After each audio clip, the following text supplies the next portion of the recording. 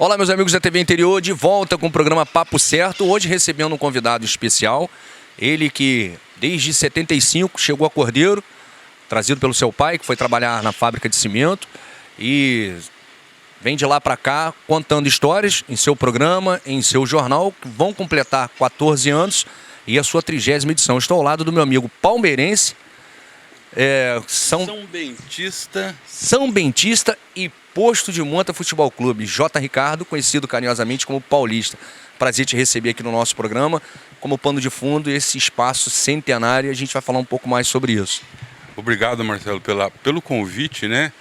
E nossa amizade é de muito tempo e é um prazer estar dando essa entrevista a você aqui para a TV Interior do Duda, né? Então estamos aí para uma conversa, não uma entrevista, uma conversa. Um bate-papo, né? Olha, o Paulista, 75, chegou a Cordeiro, como é que foi de lá para cá e o que te levou para a fotografia, da fotografia que veio aí o jornalismo, o jornal Ponto de Vista e outros jornais que você também já participou? Marcelinho, bom, eu vim para cá em 75, né? Meu pai foi convidado para fazer parte da equipe aqui da fábrica Alvorada, uma vez que a sede da Alvorada era Sorocaba, com a Cianê. E papai sempre trabalhou no grupo, né? E daí nós viemos para cá em 1975 e foi assim uma mudança radical para a gente, né? E a família acabou de uma certa forma enraizando aqui em Cordeiro.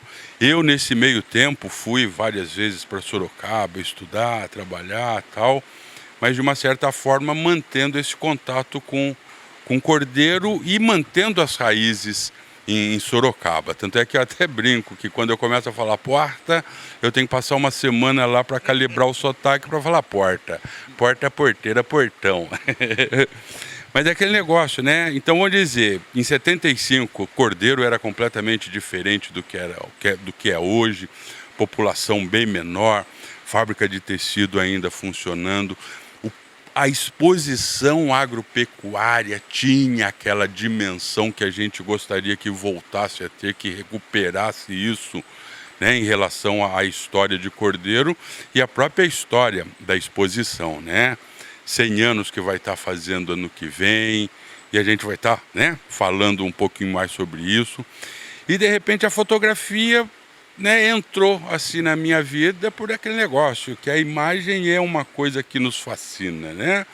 De repente, antes da gente começar a ler, o que nos prende a atenção assim num jornal, numa revista, era e é ainda as imagens. A fotografia vale mais que 1000 palavras, né? A fotografia vale mais do que 1000 palavras. A fotografia os olhos são as janelas da alma, né, cara? Então, por isso que, de repente, a gente tem aquela afinidade, a emoção, quando a gente, de repente, vê uma foto, vê uma cena de TV, de cinema e tal.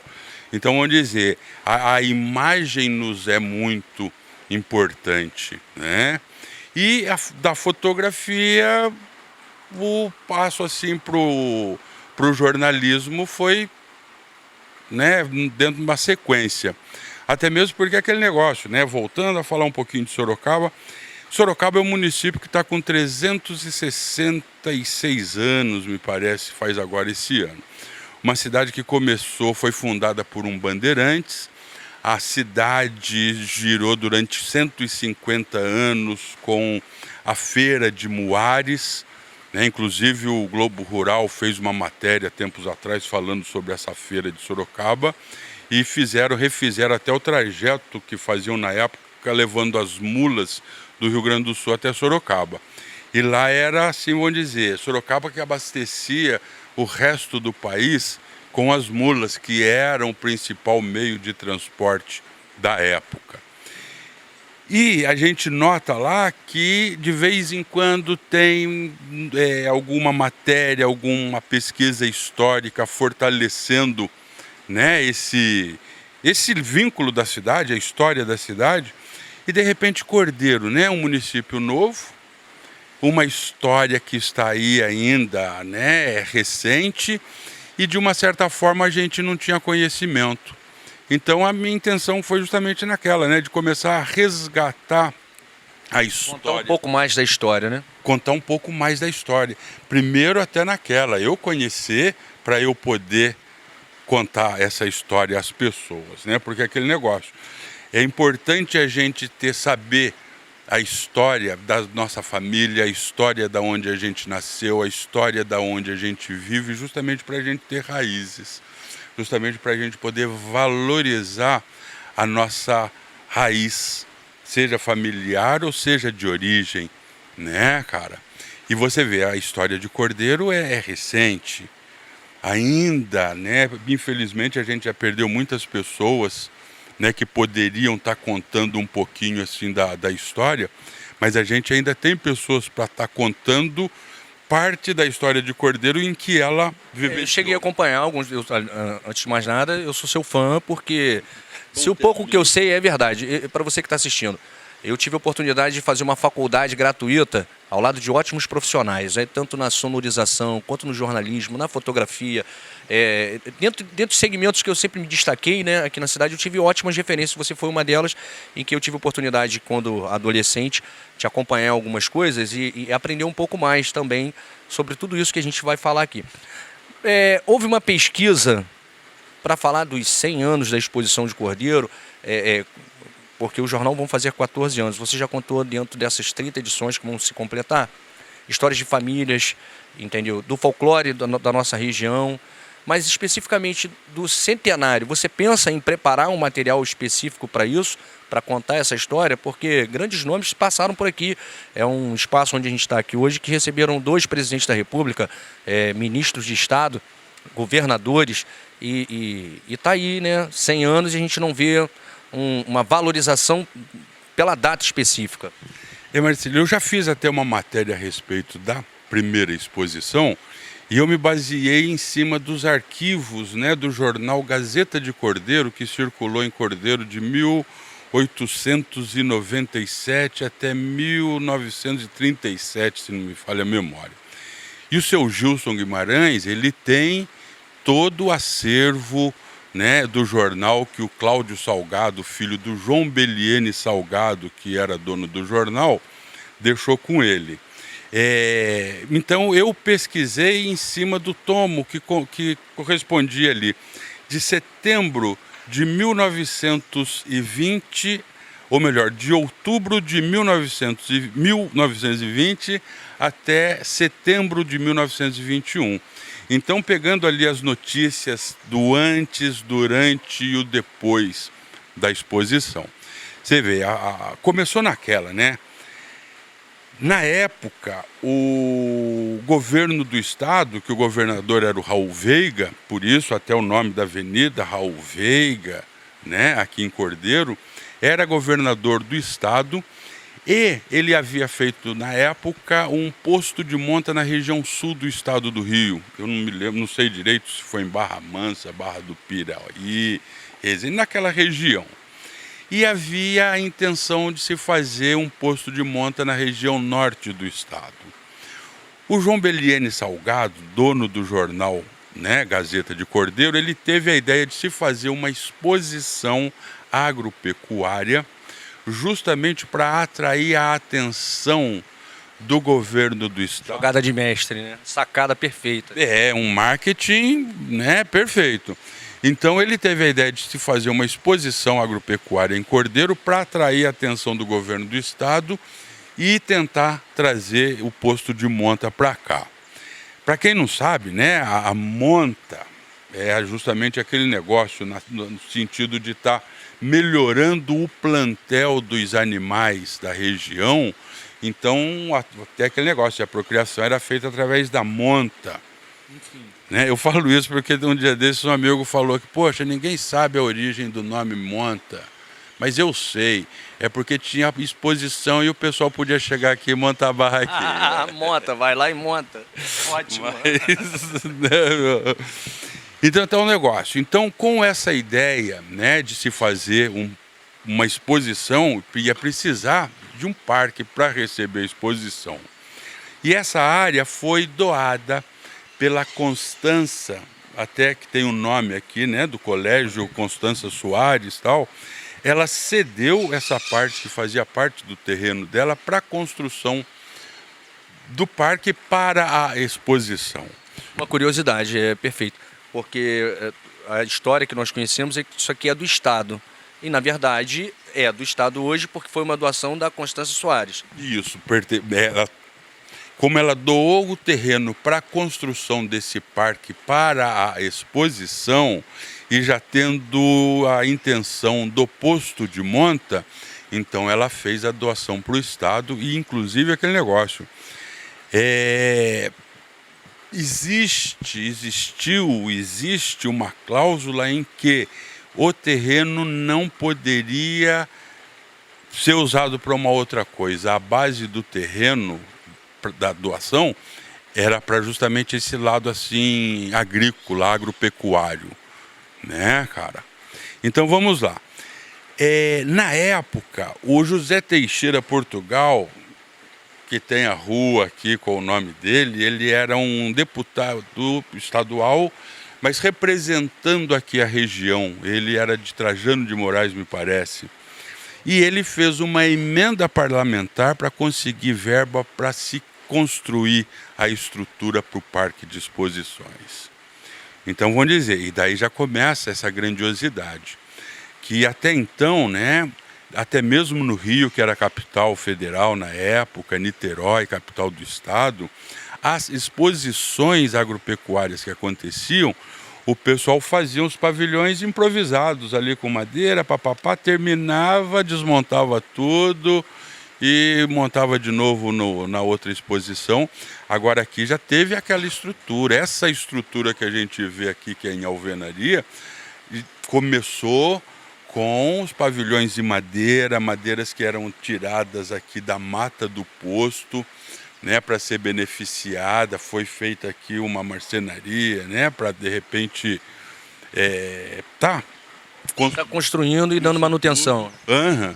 Então aquele negócio, quando inaugurou a primeira exposição, que até tinha o nome de Exposição Agropecuária e Derivados do Gado, exposição de gado e derivados, um negócio assim. Está ali no obelisco ali que marca o centenário, depois a gente vai passando no obelisco, ele marca realmente a data do centenário e o que originou a primeira exposição de cordeiro. E aquele negócio, né? Até a primeira exposição ela foi inaugurada no dia 3 de maio de 1921. E o detalhe interessante, era até para ter acontecido antes, em 1920, mas em questão de problemas assim com febre aftosa, então acabou assim sendo adiada, foi adiada umas 2 ou 3 vezes, mas daí aconteceu, né, em 3 de maio de 1921 a inauguração. E o detalhe importante é que o concurso, a seleção, né, a premiação dos animais, né, aconteceu antes. Então, quando a pessoa chegou aqui para ver os animais, já sabia qual animal que tinha sido campeão. Né? Diferente do que é apresentado hoje em pista, um dia inteiro de julgamentos, aquele cansaço também do animal, já tem o estresse da viagem, né? Então já era feito antes, né? O concurso era feito antes e a pessoa, quando chegava aqui, ela já sabia que o animal que ela estava vendo ali no pavilhão era o campeão, o grande reservado da raça, papapá.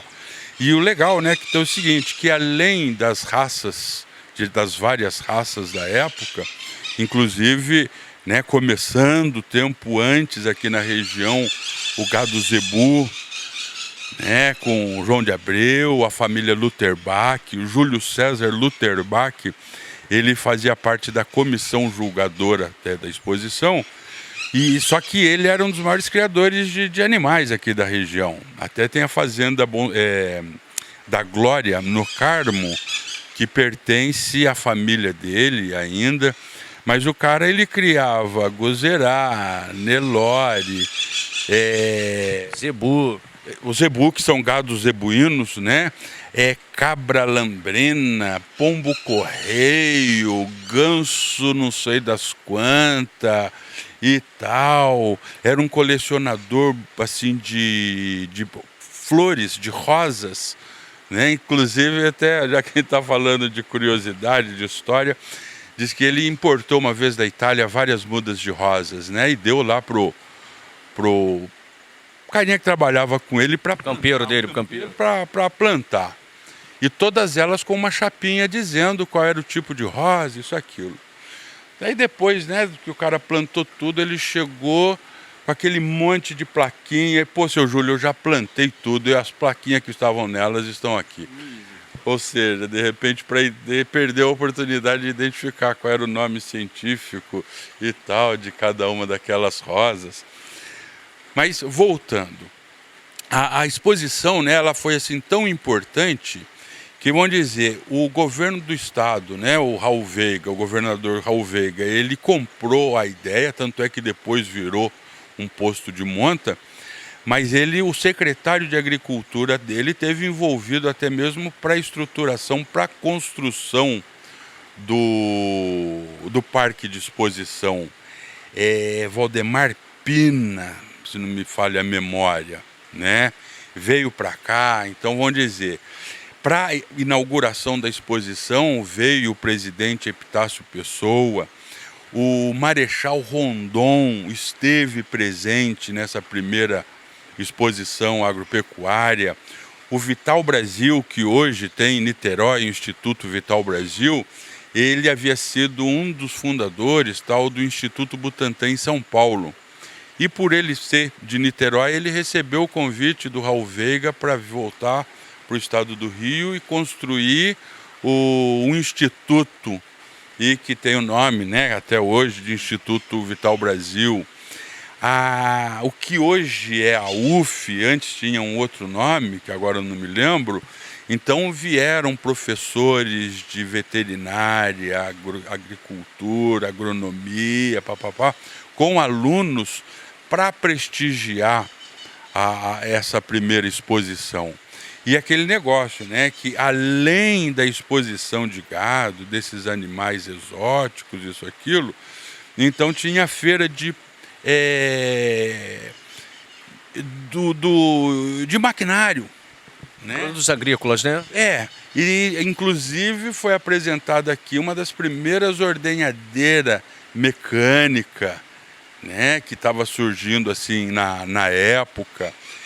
Produtores agrícolas da região com o que eles produziam, desde uma simples batata, tomate, até outras coisas assim um pouco mais refinadas, né? Então, vamos dizer, estamos aí, né, há um ano da gente estar comemorando a primeira exposição. E já fiz, sim, né, voltando à pergunta, uma matéria sobre a primeira exposição, que eu pretendo estar assim enriquecendo, falando um pouco mais. Mas aí que está, né? A gente tem uma história que é aquele negócio, né? É de dar inveja a qualquer outro lugar aqui da região. E Cordeiro é aquele negócio, até tem o nome de cidade exposição. Agora, será que estão fazendo jus a esse título, que inclusive é dado pelo governo do estado? Será que Cordeiro está sendo merecedor do título de cidade exposição, ou só uma frase... Só um rótulo. Ou só uma frase de efeito para marketing? Então a gente vai falar um pouco mais sobre isso no programa Papo Certo, que a gente volta já já para o nosso segundo bloco. TV Interior, a sua segunda casa é aqui.